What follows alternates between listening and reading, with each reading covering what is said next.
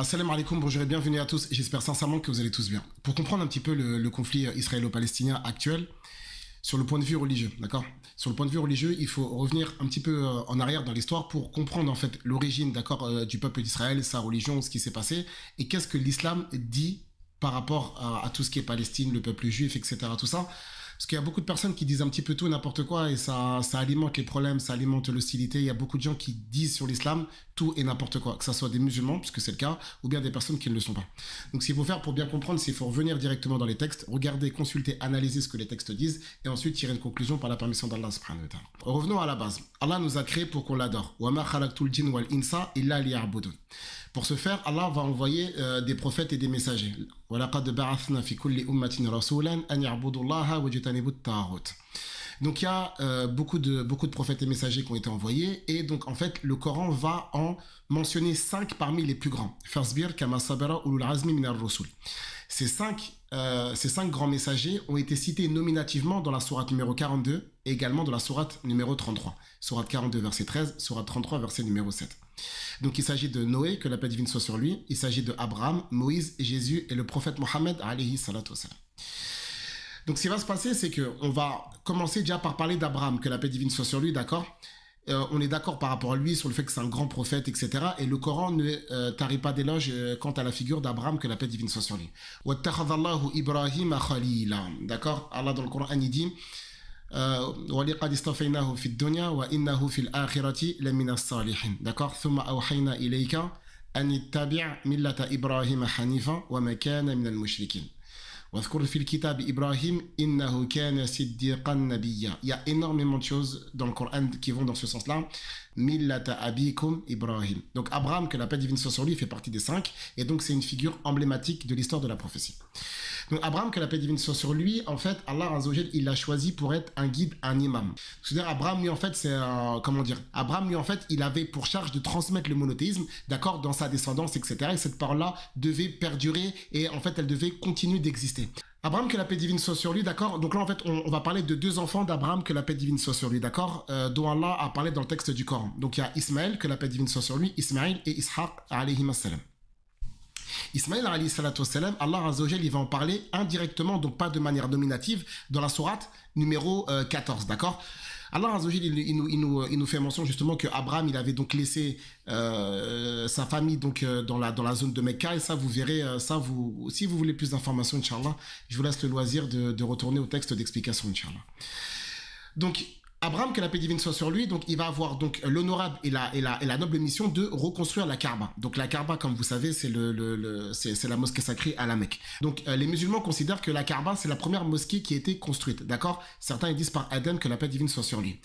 Inna awwala baytin wadi'a lin-nas ila alladhi bi Bakkata mubaraka wa hudan lil alamin. Cette mosquée-là, elle a été détruite du temps de Noé, d'accord, alayhi salatu wassalam. Inna arsalna Nuhan ila qawmihi an anzir qawmaka min qabli an ya'tiyahum adhabun alim. Le peuple de Noé, que la paix divine soit sur lui, en fait, ils adoraient 5 pieux de l'époque, d'accord. Wa qalu la tadharunna aliyatakum wa la tadharunna waddan wa la suwaran wa la yaghouth wa la ya'uq wa la nasra. Donc ce qui s'est passé, c'est que Allah Azza wa Jal, il va envoyer Noé, que la paix divine soit sur lui. Falabitha fihim alfa sanatin illa khamsina ama. Et donc après, il y a eu donc le déluge, n'est-ce pas, donc qui a sanctionné ce peuple-là. Et là, en fait, justement, en fait, il y a des savants qui disent que finalement, cette Kaaba-là qui a été construite par Adam, alayhi salatu wassalam, elle a été détruite, n'est-ce pas, lors du déluge, d'accord. Donc Allah Azza wa Jal, il va donc indiquer à Abraham, que la paix divine soit sur lui, lorsqu'il va retourner à la Mecque. Allah Azza wa Jal, il va lui indiquer en fait l'emplacement, d'accord, de la Kaaba, d'accord, avant sa destruction, d'accord. Ça veut dire qu'Allah Azza wa Jal, il lui montre en fait les fondations là où se trouvait la Kaaba avant sa destruction, d'accord.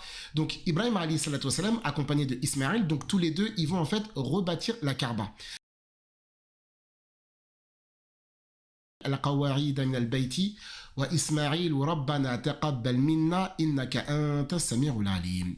Donc c'est à dire eux en fait ils vont donc rebâtir la mosquée sacrée. Donc après si vous lisez dans les livres d'explication, Ismaël, que la paix divine soit sur lui, et ramené en fait les pierres à son père pour qu'il puisse construire, et Abraham il se tenait en fait sur un endroit et il déposait les pierres. واتخذوا من مقام إبراهيم مصلى فيه آيات بينات مقام إبراهيم ومن دخله كان آمنا.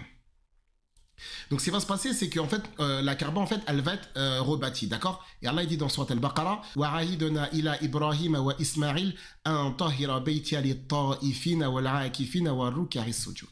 Et donc Abraham alayhi salatu wassalam, donc après, il va en fait prier en la faveur de ses habitants. La même chose dans la Sourate 14, verset numéro 35 de mémoire.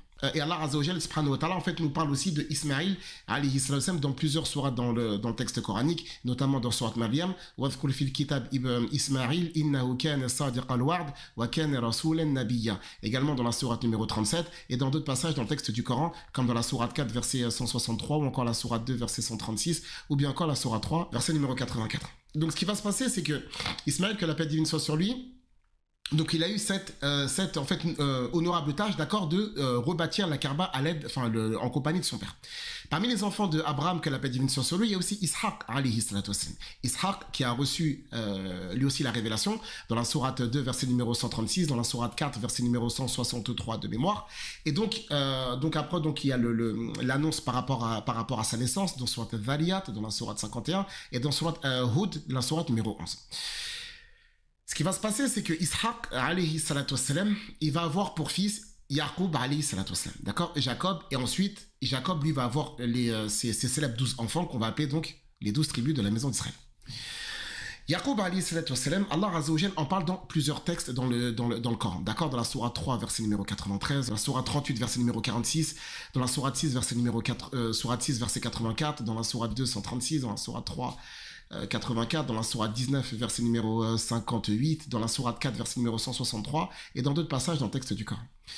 Allah Azza wa Jal, dans la sourate 29, verset numéro 27, il nous dit que dans la descendance, d'accord, de Abraham, bon après ça va dépendre parce qu'il y a divergence d'interprétation chez les savants, mais de toute façon tous les deux interprétations se collent, ok. Donc ça veut dire que Abraham il a eu la révélation, d'accord. Ismaïl aussi a eu la révélation, sourate 4 verset numéro 163. Ishaq a eu la révélation et Yaqub aussi a eu la révélation, d'accord. Comme ça on est d'accord. La seule chose sur laquelle il faut qu'on soit d'accord, il y a peut-être des personnes qui vont pas partager cet avis, mais là je vous donne l'avis coranique musulman, d'accord. Selon nous, il y a une seule et même religion. Je vais m'arrêter sur ça juste pour que vous compreniez. Pour nous, d'accord, les musulmans, il y a une seule et même religion. Inna dina inda Allahi l'islam. Ça veut dire que Abraham, que la paix divine soit sur lui, était un musulman. Idh qala lahu rabbuhu aslim, qala aslamtu li rabbil alamin. Ismaïl, que la paix divine soit sur lui, était lui aussi un musulman. Rabbana waj'alna muslimayni laka wa min dhurriyyatina ummatan muslimatan lak. La même chose par rapport à Ishaq, que la paix divine soit sur lui. La même chose par rapport à Yaqub aussi. Inna dina inda Allahi l'islam. Dans la sourate 3, verset numéro 19. C'est-à-dire que Yaqub alayhi salatu wassalam était un musulman et c'est ce qu'il a recommandé à ses enfants. Am kuntum shuhada idh hadara Yaqub al-maut idh qala li banihi ma ta'buduna min ba'di qalu na'budu ilahaka wa ilaha abaik Ibrahim wa Ismaïl wa Ishaq ilahan wahida wa nahnu lahu muslimun. D'accord? La même chose que Ibrahim, que la paix divine soit sur lui, en fait, il a dit à ses enfants: Inna Allah astafa lakumuddin, fala tamutunna illa wa antum muslimun. C'est ce qu'Allah Azza wa Jal, il va nous enjoindre aussi, nous, communauté de Mohammed sallallahu alayhi wa sallam. Ya ayyuhalladhina amanu taqullaha haqqa tuqatihi, wa la tamutunna illa wa antum muslimun. Par rapport à ça, on est clair. C'est-à-dire que la religion de tous ces prophètes, c'est l'islam. D'accord? Et en fait, ce qu'il faut savoir, c'est qu'il y a des fois, vous allez trouver que, entre les prophètes et messagers, des fois, vous allez trouver qu'il y a des divergences. D'accord? Parce que Allah, dans le Coran, il dit: d'accord? Et ça, on expliquera dans la prochaine vidéo, Inch'Allah, le pourquoi du comment, parce que c'est quelque chose qui doit être détaillé et qui doit être éclairci pour que tout le monde puisse bien comprendre la suite de la série avec la permission d'Allah subhanahu wa ta'ala. J'espère que cette vidéo vous aura été utile, profitable et bénéfique. Je vous donne rendez-vous, Inch'Allah, pour la suite de la série. Barakallahu fikum. Wassalamu alaikum.